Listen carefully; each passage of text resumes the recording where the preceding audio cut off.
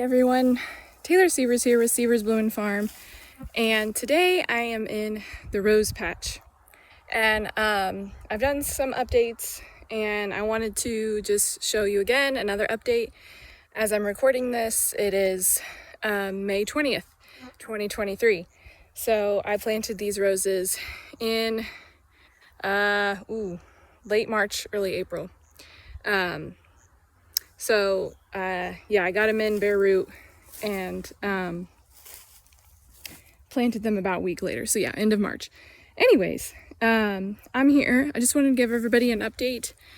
Today I went through and spread a bunch of mulch on the rose area, and you probably can't even see the roses because it's taken them a little bit longer to leaf out. The ones I potted up into 3-gallon pots that were in my tunnel, they're looking beautiful.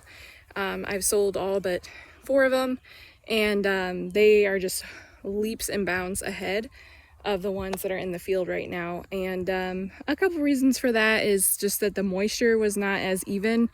I don't have a water source here, so I was kind of relying on rainfall, and that's just kind of, I noticed that, I planted some roses in my mother-in-law's yard, and hers were also slower to leaf out as well.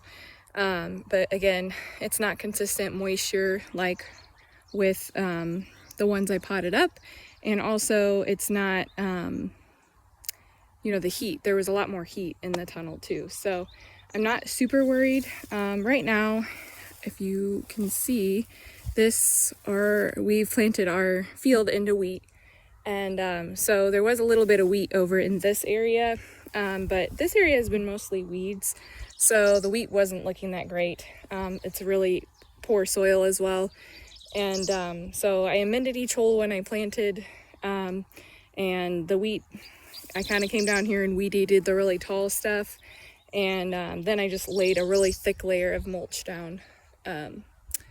And I will flip this around so I can show you. So of the varieties I've planted so far, I feel like Pope John Paul II has been the best. Like, it's looked the most vigorous. The roses themselves were much larger than the other ones as well. They were all grade 1, except for the one on the end I'll show you was grade 1.5, but they just look a lot bigger. They look decently healthy. I hope that they kind of settle in here in the next year. I was kind of hoping they'd be a little bit more vigorous right now, but that's probably due to just uneven moisture and also my soil, and we'll see how it goes. I'm not really, perennials are pretty forgiving, so I've had a lot done. They do really well once they've been in the ground a couple years, so I wasn't really expecting to get much off of them. You can see that some of them, I think they died, so I will maybe try to replace them with the same variety in the future, but for this year they'll just have to sit. I'm not really seeing any growth on this one. I did have some on the other side that did put out some growth down here at the base, so we'll see how that goes. But I did have some loss, and again, I didn't have a consistent they didn't have consistent moisture, so that's to be expected. And they also went through a pretty traumatic experience of being dug up and shipped across the United States. Here's another one that I don't think is gonna make it. We'll see how it goes. Okay, so we got a really thick layer of mulch down over here, and I'm gonna have to come back through here and weed, but I'm not really worried about the wheat because wheat is basically an annual, and once it seeds out, it's just gonna die. But there are some other horse weeds. I tried to pull what I can, but these are probably gonna, that one's gonna come up through. Oh, that broke off. So I'm gonna have to come down here and do some maintenance, but I'm not super, worried about it yet. We'll see when the grass is set in the summer. But we've done this with our peony patch, so it's worked really well for us. We've only had to apply the mulch, I think we just reapplied again this year, but it seems like every 2 years is pretty good. We like to, it'd be nice every year, but we just haven't gotten to it in some years. So you can see on the end, I've really heaped it up pretty high here, but in the middle, just because I had to spread it by hand, I didn't do as great of a job, but we'll see how it goes. I tried to leave my aisles wide enough so we can get a little tractor or a mower through here as well. I thought about doing living pathways with clover, but I just wasn't ready to commit to that yet. So for now, we're just gonna deep mulch it and see how it goes. Unfortunately, it's hard with the tractor to dump the mulch, so some of my roses got a little buried, but I'm not super worried about it. Actually, this row right here, I believe, is my Koko Loco row. Oh no, it's distant drums. I left some of these. Yeah, this one's distant drums. So this one was looking pretty good at first, and it's not looking as good. And my Koko Loco is looking better than it was, but it was not as vigorous. Hot Coco's doing pretty good. These put out buds, like they already had some shoots coming out when I got them in the package, and when I put them out here, we had another couple frosts, and those kind of died back, and they didn't like that. So they were way more advanced than the others, and they kind of had a setback, but they're looking really good, and they've definitely rebounded here. But then this row is the one that I've been actually the most like pleased with, because these were the grade 1.5s. And they were also own root roses. So a lot of times people don't like own root roses because they think it takes too long for them to catch up. And also grade 1.5 roses are smaller too. So the rest of my roses are grafted, and I have been really pleased. I mean, look how much bigger the leaves are on this variety, and even the stems are longer. And some of these looked really sad when I put them in the ground, but that just goes to show you that grade 1.5 and own root roses, not a bad option. It's definitely a cheaper option. So I am not disappointed by that at all, one bit. So we'll see how they do. But I'm really pleased so far, especially these varieties on these ones on the end. They're just a lot taller than some of my other ones. So we'll see how it goes. So something that's really cool about this property, and I've kind of talked about this in my lives this year and some of my videos, but there was an old house here a long time ago. It was torn down in I think 2011, but no one really lived here for a while. But old home sites are really cool. I have a nice little patch of daffodils that have come back the last couple years, and then I also have some beautiful peonies. So look at that. So I was really happy to see these pop up. And so in the fall, I'm going to try to mark them and probably move them because they are kind of in the way. I have another patch in another spot that's also very much in the way. And I accidentally, when I came down here and mowed, I mowed over one. So, but peonies are really resilient. I mean, these have probably been here they could have been here for 50 years or more.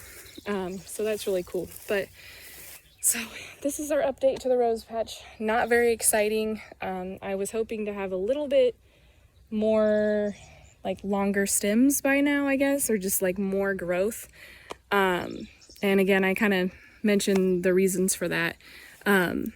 So it's not a bad idea to maybe, if you have a bare root rose and you want to kind of give it a little bit of extra oomph before you put it in the ground, maybe pot it up.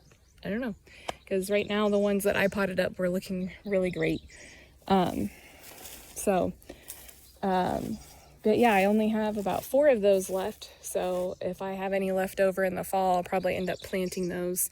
And the 2 varieties that I have left are Sievers Blumen, which is a rugosa rose, so not for cutting. Very pretty bloom, and it smells amazing because one of the blooms opened up for me. So they smell awesome. It's like a really clovey kind of scent. And they're supposed to put on really good hips in the fall. And then I have another one called Zephyrine Druhan, and I've got a couple of those left, and it's a climbing pink rose. So I won't be disappointed if I have to keep a couple of those, because I'd like to kind of train some along my front fence in front of my house. And those are both non-patented varieties, so I can actually propagate them from them if I wanted. And I'm excited just to see how they grow too. You know, I'm selling the product and I'd like to see their own growth habit. And in the future, if I decide to propagate them myself or get another batch going, then I can kind of share more with you about the growth habit other than scouring the internet for gardener comments, because that's what I'm doing right now, which is still great advice. It's, you know, just because something performs well in one area doesn't mean it's going to perform well in another. So that's why I'd really like to just see how these things perform in our own climate. So I'm not gonna lie, I'm kind of disappointed with my decisions this year on the varieties that I'm growing for the cutting garden. It's not that I didn't research the varieties, because I definitely did, but it's kind of one of those things where I ordered certain varieties, and then you hear things, or someone makes, you know, I don't know. So it's kind of like, oh, why didn't I know that before? So I think my biggest thing is that I wish I would have got all own root roses, and I ordered so late in the season. I didn't really have a lot of option with that. Like some, they just didn't have any. And I kind of wish I would have, I don't know, I wish maybe I would have looked at some other varieties that were own root. And the reason for that is it just seems like, especially with that one Grande variety on the end being own root, it just seems to be doing much better. And also, I don't have to worry about the graft breaking, or like suckers coming from the grafted rootstock. So I just kind of wish, just think that if something can perform well on its own roots, I think that that's best. So if it does sucker out a little bit, that's fine, because that rose, you know, that's great. I have a lot of gnats down here. We have what we call buffalo gnats living close to the river. But and then another thing is like just one of the varieties I have called Koko Loco. A lot of growers are ripping it out. It's just not a very big rose. It's not like, they'll say I get, like I heard one grower say, for every one stem of Koko Loco, I get 10 stems of distant drums. So I was kind of like, hated to hear that, because I guess I kind of knew that, but I don't know. I didn't know that at the same time. I knew it wasn't as vigorous of a plant, and I have one at my house, and it's not the most vigorous plant there. But it's really trendy colors, so that's why I got it. But I kind of wish I would have not purchased that. But in the future,